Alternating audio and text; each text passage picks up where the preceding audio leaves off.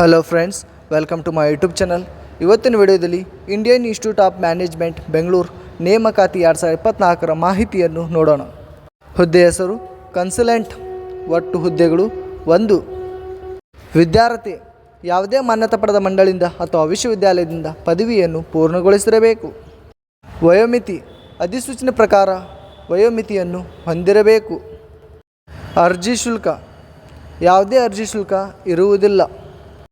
ವೇತನ ಶ್ರೇಣಿ ಅಧಿಸೂಚನೆ ಪ್ರಕಾರ ವಾರ್ಷಿಕ 10 ಲಕ್ಷದಿಂದ 12 ಲಕ್ಷ ವೇತನ ನಿಗದಿಪಡಿಸಲಾಗಿದೆ. ಆಯ್ಕೆ ವಿಧಾನ ಅಧಿಸೂಚನೆ ಪ್ರಕಾರ ಅಭ್ಯರ್ಥಿಗಳನ್ನು ಲಿಖಿತ ಪರೀಕ್ಷೆ ಮತ್ತು ಸಂದರ್ಶನ ಮೂಲಕ ಆಯ್ಕೆ ಮಾಡಲಾಗುತ್ತದೆ.